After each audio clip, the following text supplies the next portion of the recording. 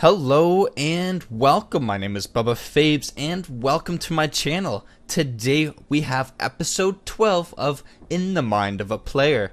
Now, in this episode, this first clip that I will be going through, I will be talking a little bit more on what the enemy is doing, what the other players are doing, what they're doing wrong, and my reactions to that. So starting us off here on Yacht, we have objectives, so we are only concerned with that one room. It being a big room, there's a lot of walls to fortify, but my main concern is getting these drop patches. Having the attackers access to these drop patches can really break apart the room down below and make it much harder to defend. So I'm going to set up these hatches. Coming down to 10 seconds left in the prep phase, as you can see, I still have 2 barbed wire and 2 Jaeger charges. As a defender, it is my duty to put these down, put them down anywhere, make use of them, don't hold on to them. If you die with them, that makes you a bad defender because they could have been put to use. One of your other teammates could have made use of any of these things. So make sure you lay down your utilities as the best you can. So making my way to this top floor, this is a common area for them to come into, get into these hatches. So I'm going to rest here, wait for them to come, see if I can get a kill or even just distract or delay them from just instantly rushing on in. Hearing that window crack, I make my peek and he stands there sticking his head through. First tip is take the time to drone out your entrance. They had no idea what was inside waiting for them. So by just breaking your window and sticking your head in it, you deserve to die. So making my way back upstairs to assess the situation on them entering, I come and make my first peek to see a fully shielded Montaigne. Now when you see a fully shielded Montaigne, don't be distracted by it because there is no way he can hurt you in this state. So your first concern should be other players that follow behind him. So I back off and make my second peek, expecting to see another player come peeking around the corner. So in this instant, he actually lowers his shield. I can see it visually, but that is also something you want to listen for as an audio cue. And seeing this, he now becomes a threat. So he is going to be my main priority. So I'm going to back off from this corner just in case if there is someone else that peeks and engage this shield. Now, since he just lowers down his shield, my first reaction is going to be shoot where his head might be just in case he goes ADS. But as I notice that he is not going to go aim down sight, his most vulnerable spot is his feet. It's the easiest to shoot, so that is where I'm going to spray. So I rotate to get a different angle, hopefully surprise, get another jump on him, coming back around, seeing that he's fully extended, so he is no longer a threat again. So again, these other players are going to be my concern, so I'm going to re-rotate again, always changing it up, trying to be unexpected when I see that smash. So hearing and seeing that, I know that is a sledge breach, which lets me know there is a sledge right there, and he now becomes my #1 priority because I still hear that that shield is fully extended.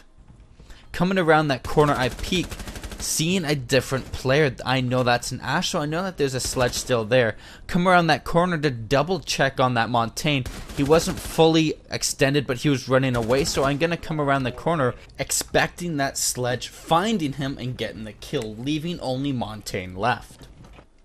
Now really for this Montaigne, there is nothing you can really do. But I'm going to give some tips and tricks anyways to help improve your chances to maybe get a kill or 2 before you get taken down. So the first thing I'm going to point out is his shield is fully extended. Again, he is not a threat, which is why we are pretty safe to just full on run up towards him and close that distance. The Montaigne's best bet would be to drop the shield and probably crouch down. You're not going to outrun anybody, especially when you are against some of the 3-speed defender operators. So face your shield towards the enemies, don't have it fully extended, have that ability to have that gun out, and don't go aim down sight. Try to be as protected as possible and then get yourself in a position where it's harder for the team to flank you. As this Montaigne, his best bet would be to just sit there right in the door. Now of course we can go through the windows, but again, he is in a bit of a sticky situation. So if you can find yourself in maybe a narrow hallway, make it hard for the team to actually get around behind you and have that gun out, so when they try to run up to you, you can at least kind of get that hip fire action to take him out that way.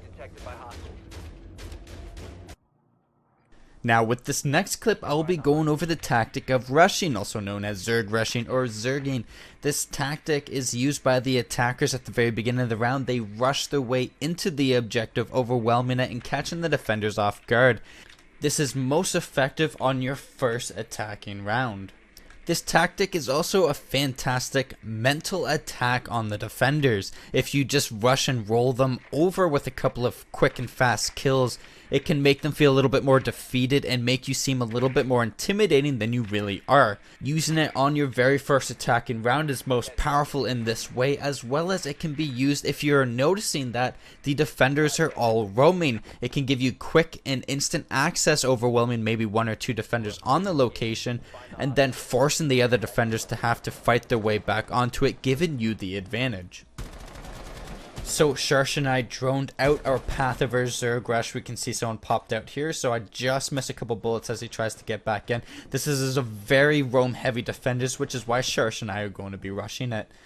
Sharsh and I will be entering through the path that we previously droned, quickest way to the objective. Coming up, we're going to kind of split off a little bit to cover more ground, increasing our chances of coming across an unexpected enemy. As I round the corner, I see a player heading into that closet, so I'm going to go ADS, expecting them to come around just as Doc comes around the corner. In the commotion, Valk again turns that corner, so I continue my fire to take them both out. Covering this room, Sharsh grabs the hostage, so I'm going to continue holding this area as he goes to make his escape, as I hear a drop from the 3rd floor. Drop down to the ground because he has the peeker's advantage, because he came around the corner. Now I turn my back because I was going to head back towards Sharsh to hopefully protect him in his escape, but Pulse makes his way from the library to get the kill on me, but at that point it was already way too late. We did our job, we overwhelmed the defenders, caught them off guard, got some quick and easy kills, and then we're out with the hostage before the defenders could reorganize themselves and stop us. Well guys, thank you so much for watching. I hope you enjoyed episode 12 of In the Mind of a Player. If you did, go ahead and hit that subscribe button. It'll keep you up to date and notified on more in this series, as well as other guides, tips and tricks, and how-tos that I'll be releasing, and I wouldn't want you to miss out on it. So furthermore, you can go ahead and follow me on Twitch. I will be streaming this Tuesday as well as every Tuesday at about 7 p.m. Eastern, and you guys can watch me and ask me questions live there, as well as follow me on my Twitter, and I'll keep you up to date as much as I can. So my friends, until next time, I will see you later.